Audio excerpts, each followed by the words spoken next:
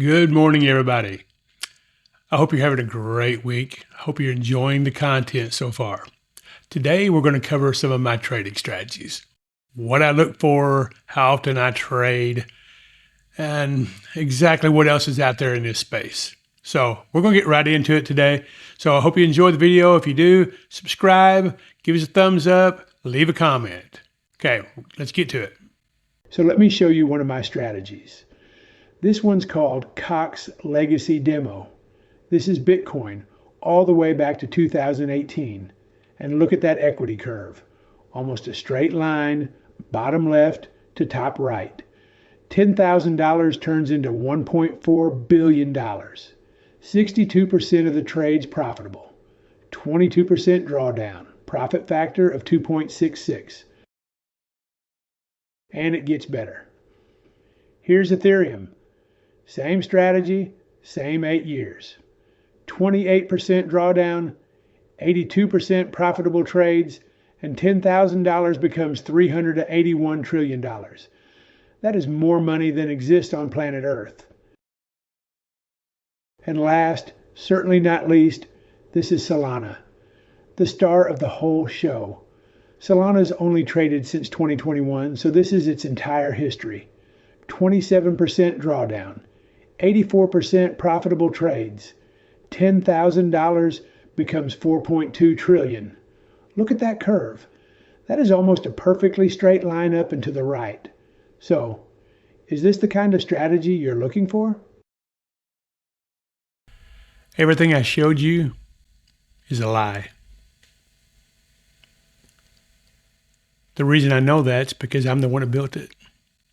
And I'm the one who spent hundreds of hours believing it. You see, in this financial sector that we're all in, there's a price of admission. In crypto, maybe it's chasing the FOMO or running from the FUD. In trading strategies, it's repainting. It's real-time brokerage fees. It's real-time brokerage slippage.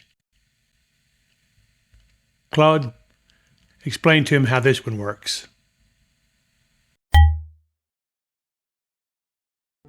Brad's right. There is a price of admission. This one is called repainting, and it is the cheapest one to avoid. Here is all it means. A candle is still forming. A buy signal appears. Then price turns before that candle closes, and the signal moves. Or it disappears. Watch the screen. Those markers are jumping around as the bars finish, and the backtest records each trade at wherever the signal ended up, not where it was when you could have actually acted on it. That is the whole trick. The strategy is being graded on a chart that got to change its answer. Now look at the trade counts. 1,067 trades on Bitcoin, almost 1,100 on Ethereum. Brad's real strategies trade 7, 10, 15 times. In 8 years. A signal that has to commit at the close does not fire 1,000 times. A signal that's allowed to take its guess back fires constantly, and it's almost always right because the chart cleans up after it. The trade count is the fingerprint.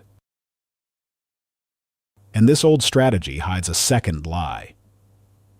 When a backtest fills an order, it should check what price actually traded inside that bar. There's a switch for that in TradingView called the bar magnifier, and on this one, it's off, so it fills wherever the math finds convenient. Every strategy on this channel now has the magnifier hardwired on. You literally cannot turn it off, and every signal waits for the bar to close. That's not a feature. That is the minimum honesty required to show you a number at all. So when someone shows you a curve this smooth, ask 2 questions. Does the signal wait for the close?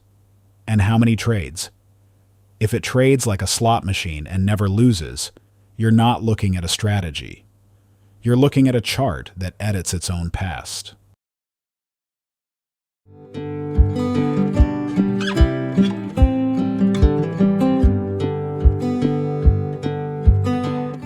So what does Brad actually run? They're called regime strategies, and they ask one question before anything else. What kind of market is this? Trending and healthy, or breaking down. It only trades when conditions say the odds are on its side. The rest of the time it holds cash and waits. That means it trades rarely, about 1 to 2 times a year. It means sitting out, sometimes for months. And the money is made by what it avoids, the 30, 50, and 80% crashes that make crypto unholdable for most people. Brad's rules for himself. Drawdowns under 35%, preferably under 25. Win rates above 50%. The higher the better. High profit factor. High sortino. He'll happily give up return to get all that. It's not the highest returning way to trade. It's the way that lets a man with a farm, a family, and a smoker not stare at his phone all day. The strategy has to fit the life, or the life breaks the strategy. Bitcoin on a 4-day chart, 12 trades in 7 years, 10 of them winners, 57% a year with a 23% maximum drawdown. It sat out the entire 2022 bear, not one trade between November of 21 and January of 23. Its worst moment was a trade in May of 24 that went 23% underwater and closed down only 8.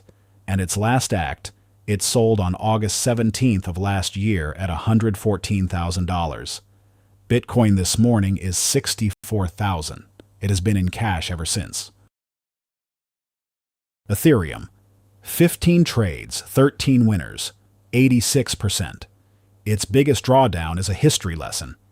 It bought in October of 2022, and 2 weeks later, FTX collapsed. Its total tuition for the worst scandal in crypto history, 14%. That is still the worst realized loss it has ever taken.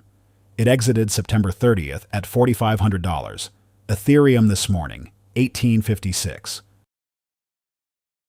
Solana, the same coin from that fantasy demo, now with honest math. 7 trades, 5,200%. And that number is real. But let's be honest about why it's big. Solana itself went up about 70-fold in that window. Strong wind at the back, and we say so. The part the wind can't explain is the exit. October 14th, $194, 3 days from the top. Solana this morning is 74. The fake Solana strategy needed $1 trillion to impress you. The real one just needed to leave at the right time. SUI, S-U-I. 7 trades, 6 winners, and the smallest drawdown in the whole stable, 14.5%, on one of the most violent coins on the board. Out September 18th at $3.64. SUI this morning, 70 cents. And this is the one that breaks the pattern. It's the only strategy that has traded at all in 2026. One 2-week trade in April, up 8%, straight back to cash. Even its curiosity is disciplined. Cardano, 9 trades, 9 winners. And before anybody gets excited, 9 trades is a small sample, and a perfect record is a statistic, not a promise. What matters more is that it left earliest of all of them. August 13th, 92 cents. Cardano this morning, 16 cents. That one exit stepped aside from an 82% collapse, the deepest save in the family. And BNB has the longest record of the 6, going all the way back to 2018. 13 trades, and it worked straight through 2 entire bear markets. It bought the February 2019 bottom at $8 and change. Its worst realized loss in 8 years was 5%. It exited on November 12th at $915, and this morning BNB trades near $565. Now put them side by side, because this is the entire philosophy on one screen. 6 coins, 4 different engines underneath.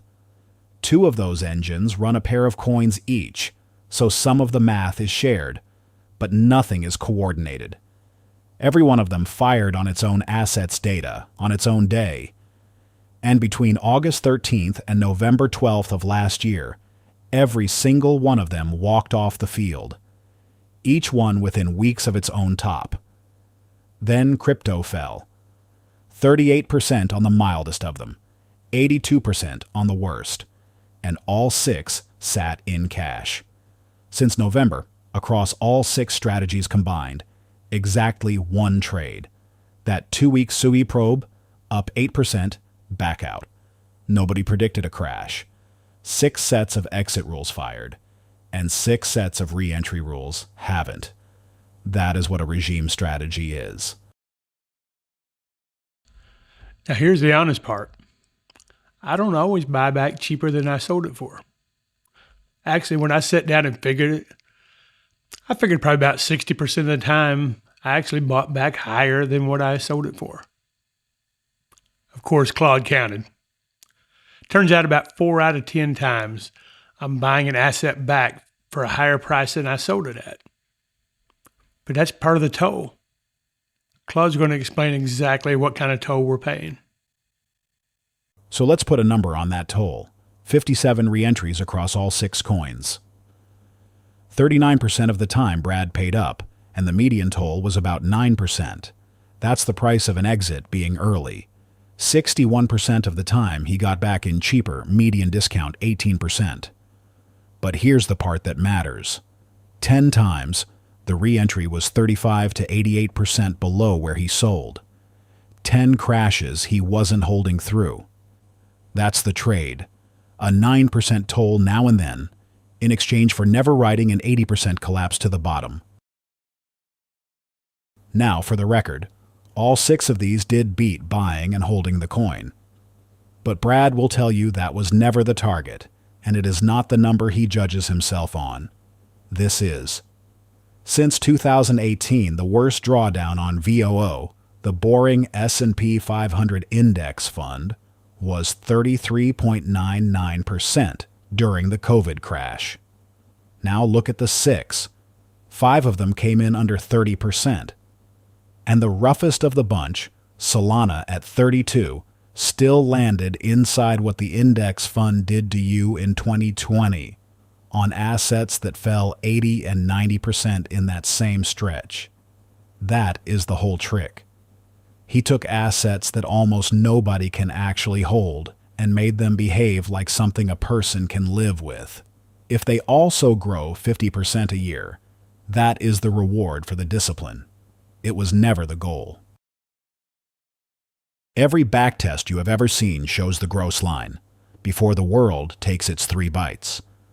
Bite 1, slippage and spread. Every single trade pays it. The gap between the price on the chart and the price you actually get. Trade 10 times in 8 years, and it's a rounding error. Trade 500 times, and it compounds into one of the biggest line items in the strategy. Past a certain frequency, you aren't trading the market anymore. You're trading against your own execution costs. Bite 2, taxes. A regime strategy realizes a gain once or twice a year. The rest of the time, profits compound untouched. A fast strategy hands the taxman a slice of every winner, every year, forever. Same tax rate, completely different tax drag, because money that leaves every April can't compound for you. Bite 3, attention. More trades means more screens, more alerts, more of your life. Brad counts that as a real cost, because it is one. So here's the bar. A higher frequency strategy earns real money on this channel only if it beats the regime strategies after modeled slippage at its real trade count, after tax drag, and by enough to pay for the attention. This fall, we're building that test into the backtester itself, an after-tax equity curve, right next to the pretty one. When we run those experiments, you'll see both lines. If the fast strategies clear the bar, we'll show you. If they don't, we'll show you that too. That's the whole channel. So that's why there's no link in the description to buy my strategies. No Discord groups, and there probably never will be. I've seen what happens in those rooms, and I don't want to feed my community to that.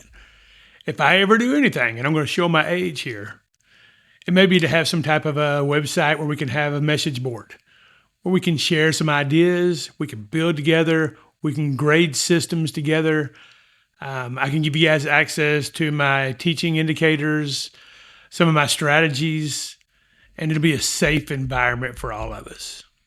So now, Monday, you want to tune back in. We'll have our next episode on the challenge, and Claude has been a busy boy this week. So let's check in. We'll find out if my strategies have fired yet. I suspect they probably haven't, because I'm not for sure yet that this bear cycle is quite at the bottom yet. So we'll see if my strategies agree. You guys have a great weekend, and I will see you Monday. Before we go, I need to be clear. We are not financial advisors.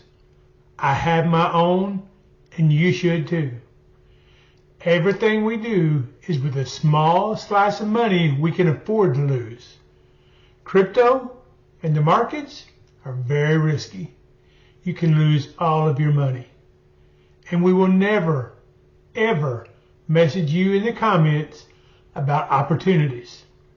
If someone claiming to be me does, it's a scam. Report them.